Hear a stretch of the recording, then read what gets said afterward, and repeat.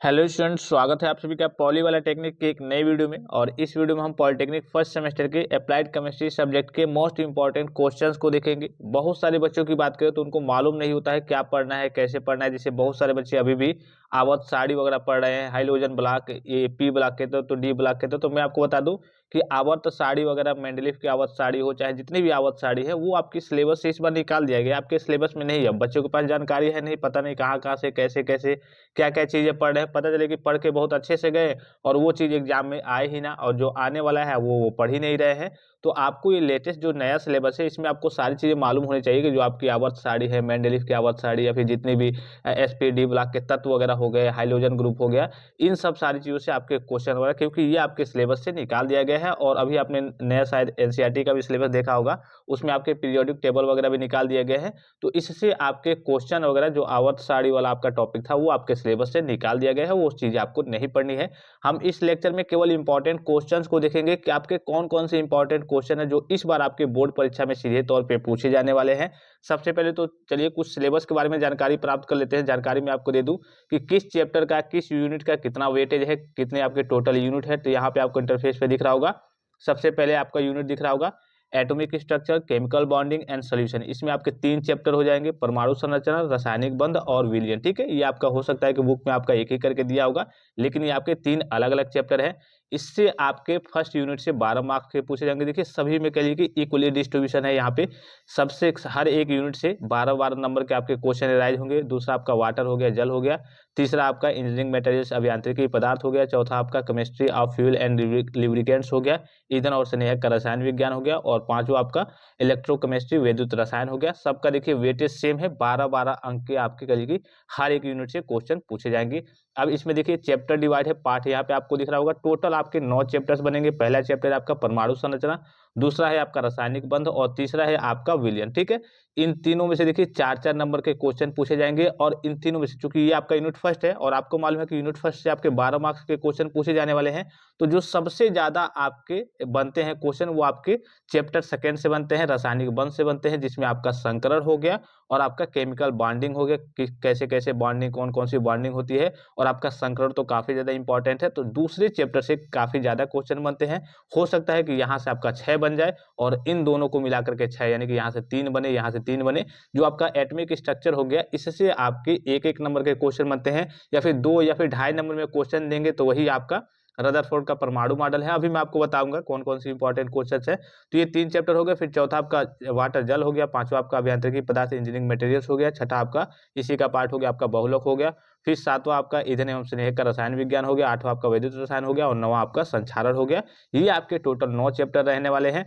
अब देखिए सबसे पहले चैप्टर की बात करें तो पहले चैप्टर में कौन कौन से इंपॉर्टेंट क्वेश्चन है वो देख लेंगे। और पीरियोडिक टेबल की बात करें तो कम से कम आपको 36 तक सारी चीजें याद रहनी चाहिए कि हाँ, जितने भी के लिए कुछ न्यूमेरिकल्स वगैरह पूछे जाते हैं, तो लगभग लगभग 36 तक अगर आपको याद है, परमाणु क्रमांक 36 तक तत्व वगैरह सारी चीजें याद है, तो आपको समस्या नहीं आने वाली है। चाहे न्यूमेरिकल्स पूछे जाए, चाहे नॉर्मल से कुछ चीजें पूछ दी जाती है, तो 36 तक आपको कम से कम याद होना चाहिए। और ये आप कह लीजिए कि उसका सिंबल वगैरह, एटॉमिक मास वगैरह याद कर लेंगे। एटॉमिक मास तो आपका डबल डबल होते रहता है, इसमें कोई समस्या नहीं है, सिंपल सा है।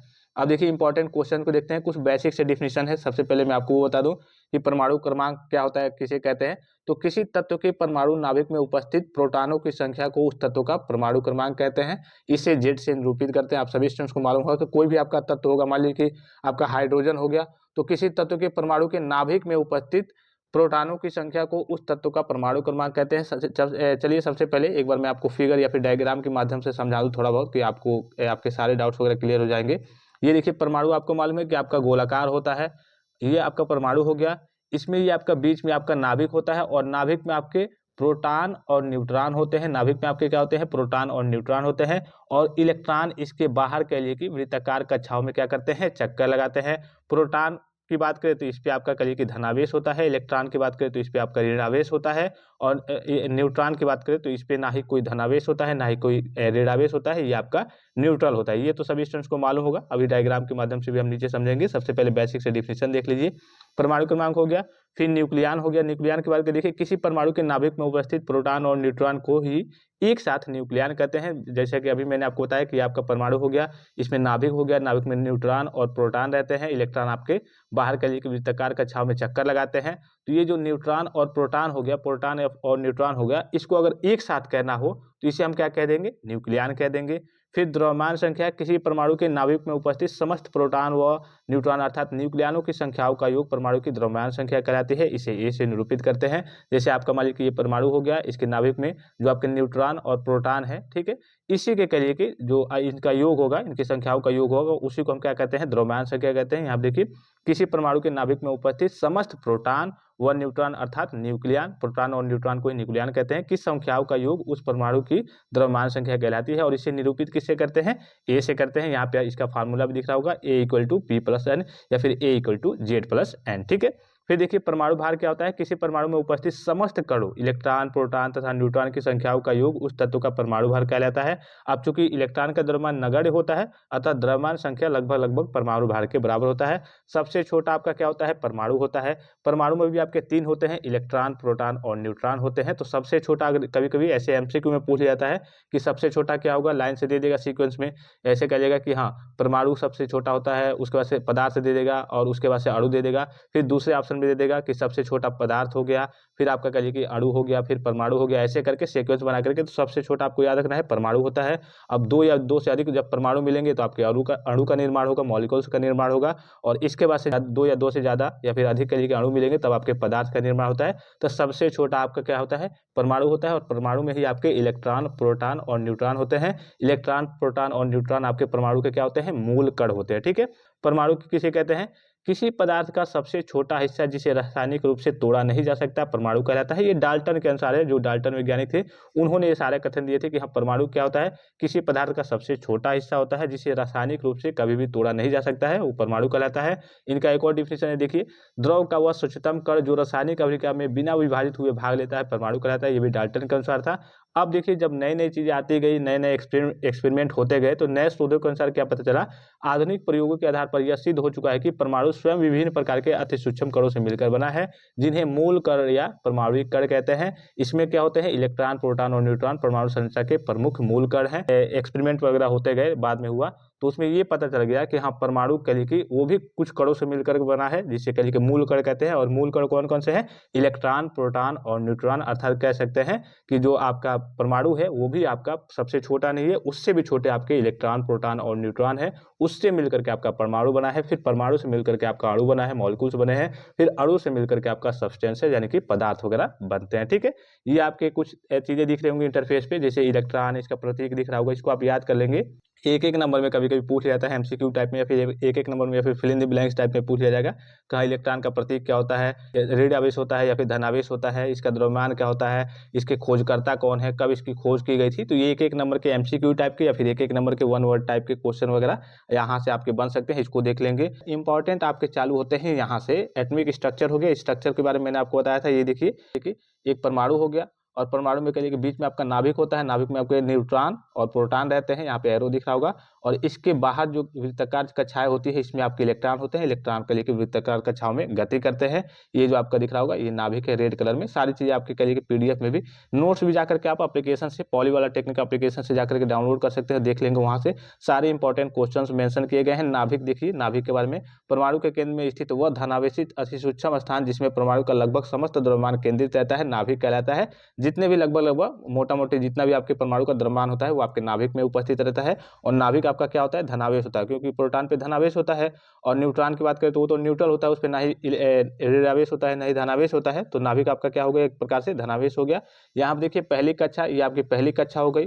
कक्षाओं को एन से निरूपित करते हैं। ये आपकी दूसरी कक्षा हो गई, तीसरी कक्षा। पहली कक्षा को KLMN कहते हैं। मान लीजिए कि हमें निकालना है कि दूसरी कक्षा में, ये आपकी दूसरी कक्षा दिख रही होगी, थोड़ा सा कलर में आपको चेंज करके दिखा दूं, ये आपकी दूसरी कक्षा दिख रही होगी। दूसरी कक्षा में कितने इलेक्ट्रॉन रह सकते हैं, भाई जाहिर सी बात है कि अगर एक कमरा है, एक रूम है, तो अगर इसमें कहा जाएगा कितने लोग रहेंगे, तो आपके हाँ उसमें एक होगा कि हाँ चलिए इसमें 3 लोग रह सकते हैं या फिर 5 लोग रह सकते हैं।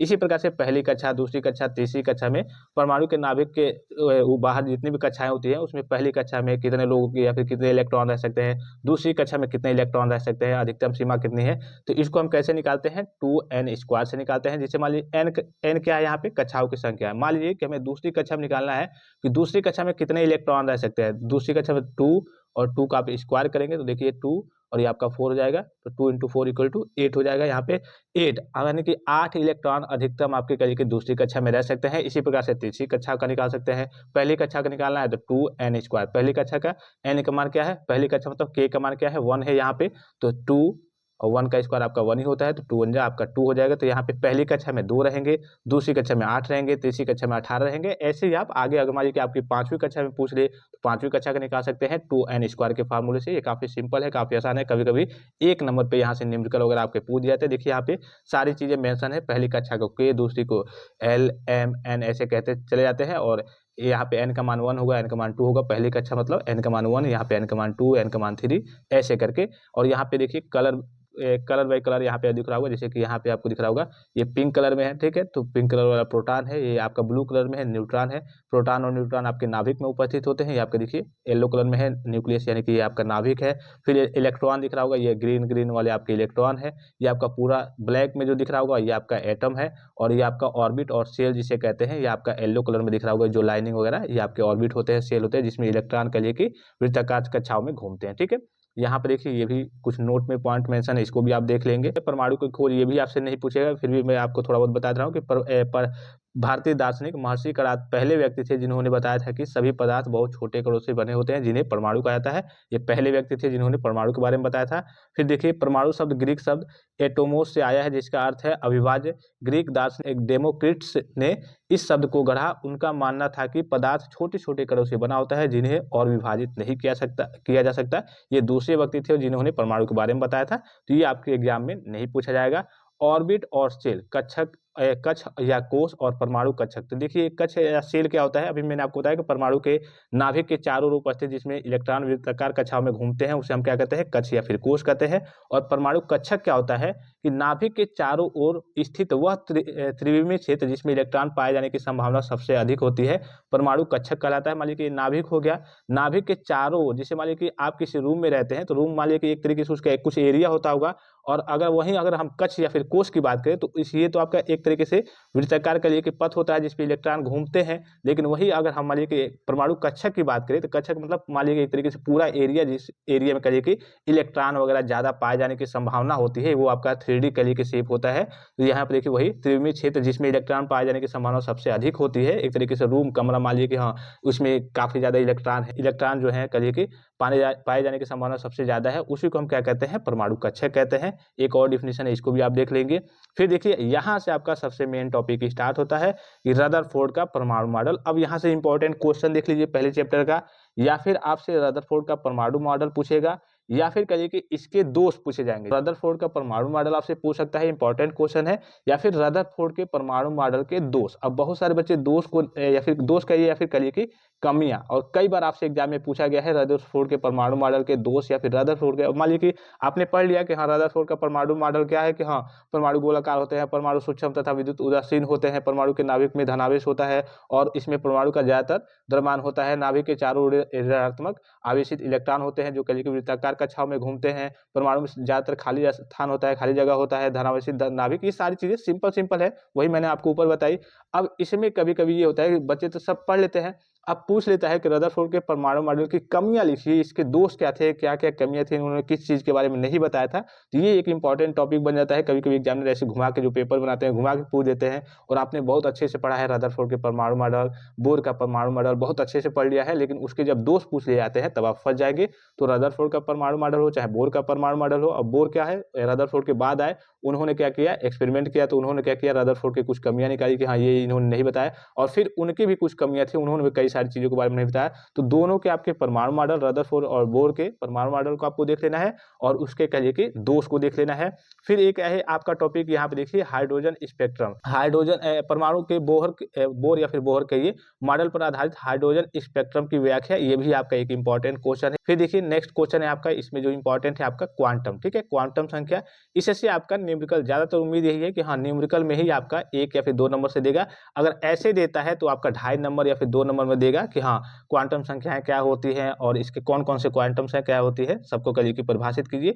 अगर बहुत बड़ा देता है जैसे उसमें एक न्यूमेरिकल पार्ट दे देगा और पूरा आपको इसके डिफिनीशन और टाइप्स को भी डिफाइन करने के लिए कह देगा, तो वो आपका 5 नंबर में देगा। लेकिन 5 नंबर में चैप्टर नंबर फर्स्ट से मुश्किल होता है, लगभग 2 या फिर 2.5 या फिर 1 नंबर में ही आपसे क्वांटम संख्या से करिए कि क्वेश्चन वगैरह अराइज होंगे। फिर यहाँ पर देखिए परमाणु कक्षक, ये तो मैंने आपको बता दिया। एसपीडी कक्षक से आपसे करिए कि एक क्वेश्चन पूछ सकता है कि हाँ एसपीडी, एस का करिए कि आकार कैसा होता है, पी का आकार कैसा होता है, डी का आकार कैसा होता है, एफ का आकार कैसा होता है, ये आपसे पूछा जा सकता है। यहाँ से भी इंपॉर्टेंट क्वेश्चन, यहाँ से भी क्वेश्चन बनने की संभावनाएं ज्यादा रहती है परमाणु कक्षक से। एसपीडी और एफ कक्षक से, एफ से तो नहीं बनता है। यहाँ पे देखिए एस की बात करें तो युग्मित इलेक्ट्रॉन 2 6 4 4 जोड़ते जाइए, फिर 10 या फिर 14, और इसके कक्षा जैसे एस का 1, फिर आपका पी का 3 बनता है। और आपको मालूम है कि इलेक्ट्रॉन भरे कैसे जाते हैं, जैसे मान लीजिए कि आपको पी में 4 इलेक्ट्रॉन भरने हैं तो पहले आप 1 इलेक्ट्रॉन ऊपर की ओर एरो रहेगा, फिर दूसरा, फिर तीसरा, और फिर चौथा जब आएंगे शुरू से तो फिर इसका एरो नीचे की ओर रहेगा। ऐसे नहीं कि मान लीजिए कि 4 भरना है तो आपने क्या किया, इसके मान लीजिए कि आपके पी के 3 होते हैं तो यहाँ पे देखिए आपने मान लीजिए 4 आपको भरना है तो पहले ही आपने भर दिया, 2 यहाँ पे भर दिया और 2 यहाँ पे भर दिया, 1 आपका खाली रह गया। नहीं, ऐसे नहीं, पहले आपको एक एक करके भरना है और फिर आपसे दूसरा मतलब मान लीजिए कि 4 भरना है तो 3 आपका कंप्लीट हो गया, ये पूरे के लिए कि आपके बॉक्स कंप्लीट हो गए। फिर आपको एक और नीचे से एरो लगा करके ऐसे भरना होता है। तो आप देखिए 1 3 5 7 इसके करिए कि एसपीडी के जो बॉक्स बनते हैं, करिए कि कोष बनते हैं, और ये आपके 2 6 10 14 इसमें युग्मित इलेक्ट्रॉन हो सकते हैं। फिर देखिए पाउली का अपवर्जन नियम और हुंड का नियम, और ये आपका एक और है अफबाउ का नियम। इन तीनों में से एक या फिर 2 आपसे पूछे जाएंगे, या फिर पाउली का अपवर्जन नियम पूछा जाए, फिर हुंड का नियम, या फिर अफबाउ का नियम पूछा जाए। इन तीनों को आपको देख लेना है। फिर देखिए इलेक्ट्रॉनिक विन्यास कहता तो कि चलिए hydrogen, helium, lithium, beryllium, boron, किसी का एक इलेक्ट्रॉनिक विन्यास निकालिए, तो ये आपसे करिए कि एक न्यूमेरिकल के फॉर्म में दे देगा। अब देखिए चैप्टर के लास्ट में आपको देखिए पार्ट 1 के सभी महत्वपूर्ण प्रश्न जितने आपके करिए कि एग्जाम में पूछे गए हैं, यहाँ पे आपको दिख रहा होगा। बीटीपी 2016 में, 2019 में, 2017 में, 2015 में, 2018 में, 2012 में, 2019 में, 2022 में, ये सारे क्वेश्चन। और इस बार चूंकि आपका लेटेस्ट नया सिलेबस आया है तो इस बार भी जितने क्वेश्चन बन सकते हैं वो सारे क्वेश्चन आपको करिए कि जैसे ही आप चैप्टर के एंड में जाएंगे चैप्टर वाइज आपको सारे इंपॉर्टेंट क्वेश्चंस आपको देखने को मिल जाएंगे। ठीक है, तो ये चैप्टर फर्स्ट के सभी इंपॉर्टेंट क्वेश्चन थे। और जो भी स्टूडेंट्स अभी तक जो आपके प्री बोर्ड का इस बार का करिए कि नया मॉडल पेपर है वो भी आ गया है, आपके एप्लीकेशन पे अवेलेबल है। ठीक है, तो उसको जाकर के आपको जरूर देख लेना है। हर एक सब्जेक्ट के 3-3 सेट है मॉडल पेपर, और उन 3 सेट से बाहर जैसे आपका बोर्ड का पेपर होता है सेम वैसे ही आपके प्री बोर्ड का पेपर होता है। और हो सकता है कि उन 3 सेट में से आपका पहला सेट ही लड़ जाए, या फिर दूसरा सेट लड़ जाए, या फिर तीसरा सेट ही लड़ जाए, पूरे के पूरे क्वेश्चन आ जाए, या फिर पहले सेट से 60% क्वेश्चन, दूसरे सेट से आपके 40% क्वेश्चन लड़ जाए। उससे बाहर आपके क्वेश्चन वगैरह नहीं पूछे जाएंगे। तो प्री बोर्ड के पेपर को जाकर के आपको जरूर ले लेना है। पॉली वाला टेक्निक एप्लीकेशन को आपको डाउनलोड कर लेना है, डायरेक्ट लिंक मैं आपको इसी वीडियो के डिस्क्रिप्शन बॉक्स में दे रहा हूँ। इसके अलावा जो नोट्स की बात करें तो आपके कम्युनिकेशन स्किल्स इन इंग्लिश का हैंड रिटन और प्रिंटेड नोट्स है, आपके केमिस्ट्री का बन रहा है कुछ चैप्टर्स वगैरह, जैसे कि अभी आप इंटरफेस पे भी दिख रहे होंगे, वहाँ पे आपके करिए कि एप्लीकेशन पे अपलोड हो रहा है, कुछ चैप्टर्स वगैरह अपलोड हो गए हैं। इसके अलावा अप्लाइड फिजिक्स का भी आपका वहाँ पे हैंड रिटन नोट्स अवेलेबल है, तो उसको जाकर के आपको देख लेना है। इसके अलावा प्रीवियस ईयर के PYQP previous year question paper जो ओरिजिनल बोर्ड पेपर है पिछले 10 साल के, वो भी आपके एप्लीकेशन पे अवेलेबल है, तो उसको भी जाकर के आपको देख लेना है। काफी ज्यादा आपको हेल्प मिलने वाली है। तो आई होप कि ये वीडियो आपको काफी ज्यादा हेल्पफुल और इन्फॉर्मेटिव लगा होगा। फिलहाल इस वीडियो में इतना इजाजत दीजिए, धन्यवाद, थैंक्स फॉर वॉचिंग, मिलते हैं नेक्स्ट वीडियो में।